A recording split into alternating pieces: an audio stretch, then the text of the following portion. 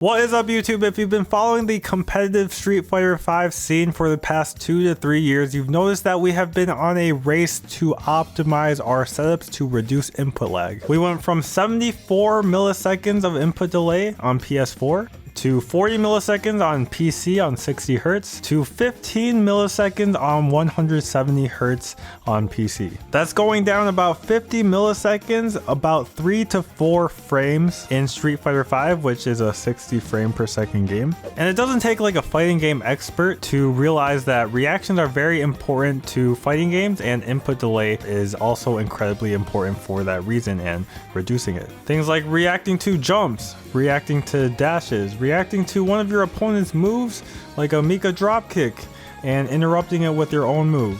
Hit confirms in Street Fighter V that allow you to have a huge advantage over your opponent. If they cannot hit confirm, they let you get a knockdown off of a single button.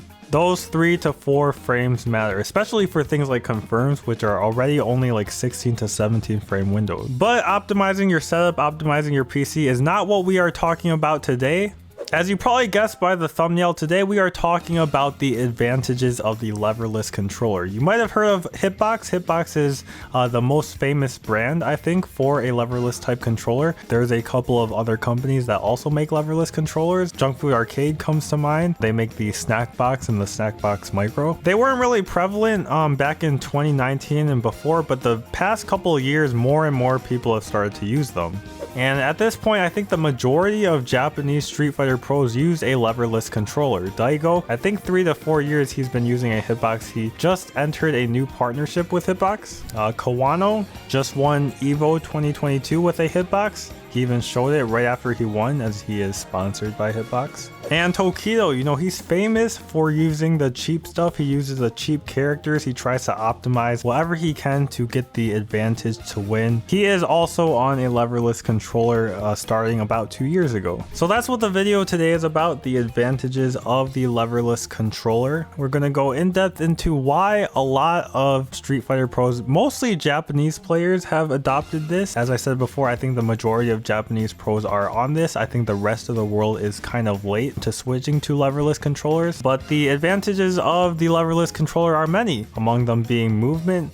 And I think one of the most interesting is the ability to actually dash faster. But before we go into depth about the topic of dashing on the leverless controller, let's go through the other advantages, because there are quite a lot, and Tokido made this really nice video with some really good translation. So let's go ahead and take a look. So right here, Tokido is talking about the exact moment when he realized he should probably switch to a Hitbox or a leverless controller. It's when he had a match with Daigo and he was trying to confirm stand medium kick into Tatsu as Akuma.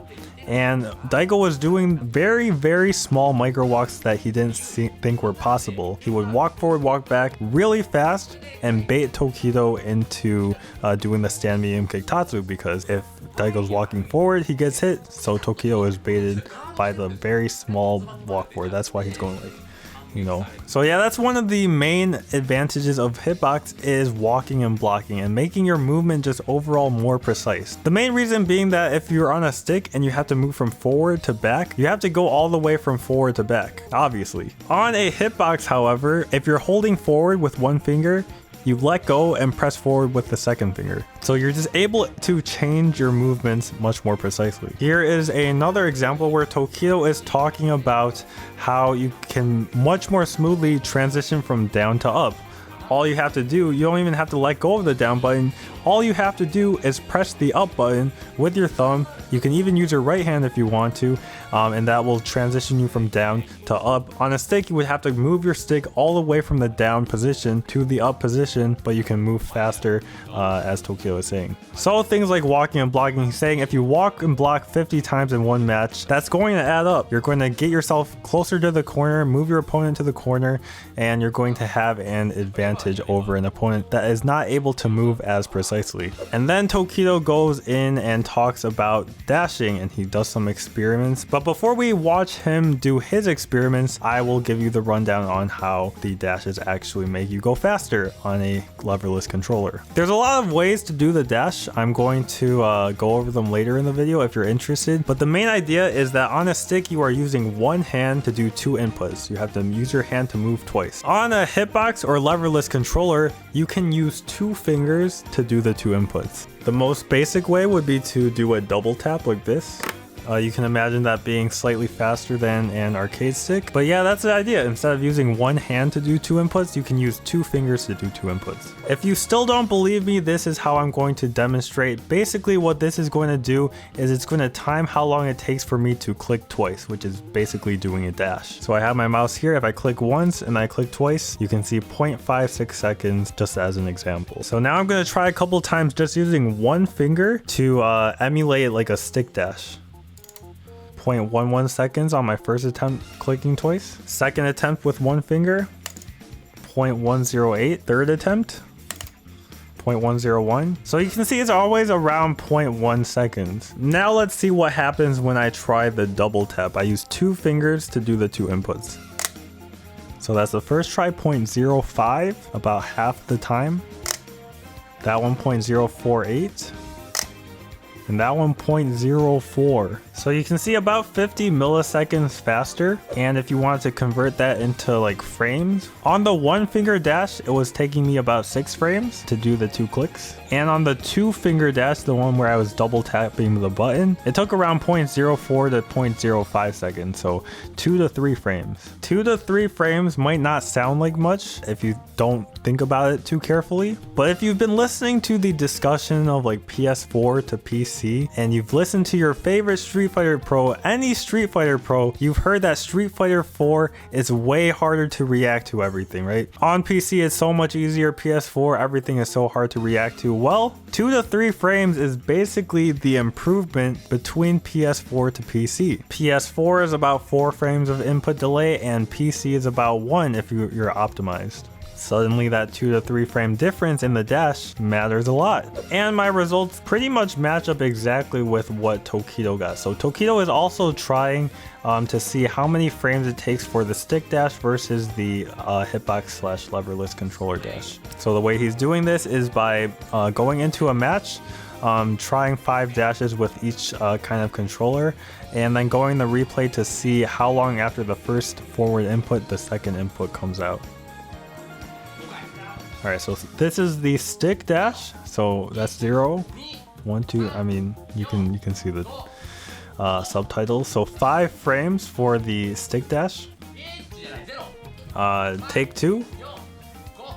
Again, 5 frames for the stick dash, the lever controller dash. Now let's take a look for the leverless controller, the hitbox style controller. 1, 2, 3. 3 frames. Okay. And then Tokido's also just saying that in practice he can do 2 frames, which I think lines up with what we were talking about before. So he does it 5 times for each, and you can see his results. 5.4 frames average for the lever controller, the stick, and 2.8 frames average for the leverless controller, the hitbox style controller. 2 to 3 frame difference. So I made this video just to give you a visual of how it looks like. This is Tokido versus Big Bird, and the reason I want to use this match is because they're both playing Luke, so you know it's the exact same dash animation. And Tokido is on a leverless controller, and Big Bird is on a stick, an arcade stick, or a lever controller. So first take a look at Tokido's dash. Seems pretty normal. They actually get a trade there. Now let's take a look at Big Bird's dash. Gets checked by Tokido. Obviously, just saying that like Tokido's didn't get checked and Big Bird's got checked, that's not conclusive evidence. But maybe even at full speed, you can kind of see the difference. Tokido's immediately hop, and Big Bird's, maybe you can't really see it, but he does like a slight stutter. So maybe you think I'm capping. Maybe you think my eyes are wrong, and they are exactly the same. But I have slow-moed it to 15 frames per second, so you can see exactly what I'm talking about. So this is Tokido's dash. You can see he moves back a little bit before the dash, and then immediately you see like a slight walk forward, but the dash comes out like immediately after the little bit of walk forward. Now look at the stark difference with Big Bird's dash. Did you see that? You might have thought he was walking forward for a while before the dash came out. You might have thought he did a walk forward and then a dash, but no, that's just the first forward input taking about 5 frames. And then here's just the side by side. I tried to make it as close as possible. I tried to make it so that like right when they both started moving forward, I synced it up. Obviously not going to be completely accurate, but here it is. 2 to 3 frames. It's hard to tell, but you can see that it is definitely slower. And now if you go back and look, maybe you can tell the difference at each one. So first, Tokido's dash really does look just like a hop, and then Big Bird's dash, maybe you can see the stutter now. Did you see that?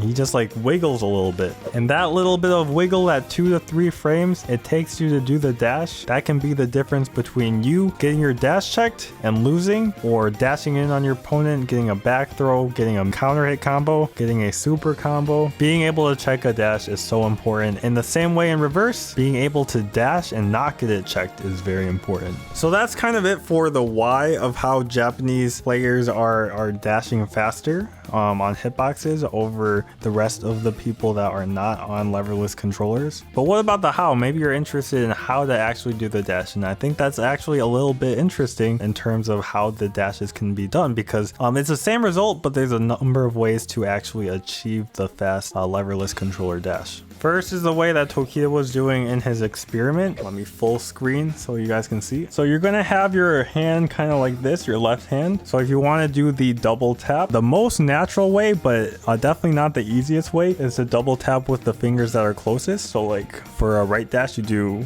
and for a left dash you do.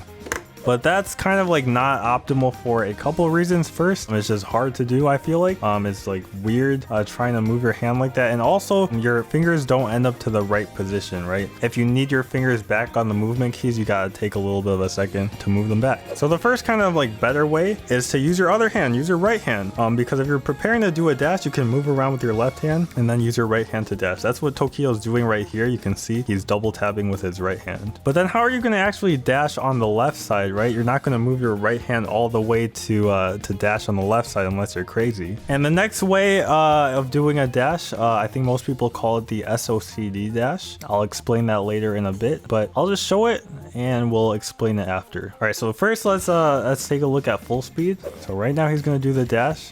You saw him do something with his right hand.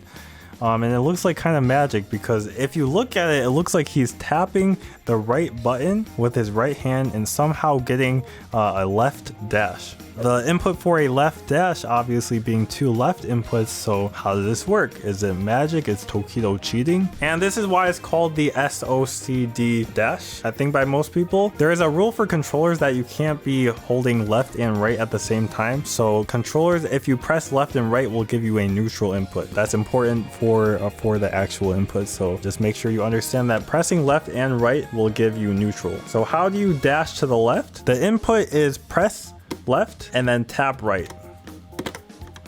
And you can do that by pressing left with your left hand and then tapping with your right hand, or using your pointer finger. Whatever you want to do, you press left and tap with your right. And just to explain it, if it hasn't clicked for you already, the first left is the first input of the dash. Then you need another left input, right?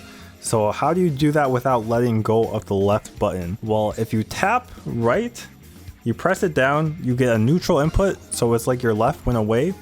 You let go of the right input and you get another left input because you went from neutral back to left. So pressing left gives you the first input, neutral, left.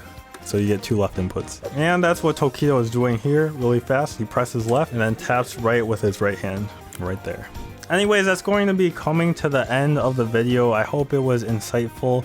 If you didn't know about this already. If you did, I hope you still learned something new since I went kind of in depth into the topic. I'll definitely link this Tokido video in the description since I think it's a really good overview of how a leverless controller has an advantage over a traditional fight stick, a traditional arcade stick. But yeah, as it currently is, I think leverless controllers are the way of the future if you're competing in fighting games. Obviously, if you're just a casual, if you're just playing for fun, you can use whatever thing you want. At the end of the day, it is like a slight advantage that isn't too important to your overall skill. But yeah, at least for Street Fighter V, this is the most optimal way to play because dashes are a really big deal in Street Fighter V. Maybe in the future, dashes will be less important. Street Fighter 6 does seem to have shorter dashes, so maybe having a leverless controller, the advantages are smaller, but I think still the movement being more precise is still going to push it over a traditional arcade stick. And also Street Fighter 6 has a drive rush, right? And a drive rush is performed by pressing forward twice, so maybe it's even more important in Street Fighter 6 to be able to do drive rush fast. Only time will tell if it's more optimal to play on a leverless controller in the future or not. Let me know in the comments what you think about the advantages of a leverless controller. Have you felt it? Have you ever tried? Let me know in the comments, and if you like it or not. If you like that this is where competitive fighting games are going, let me know in the comments. I'd really love to hear from all of you. Leave a like on the video, and also subscribe to the channel down below. It helps a lot, and it also helps you not miss out on content like this, so make sure to hit that subscribe button, and I'll see you in the next video.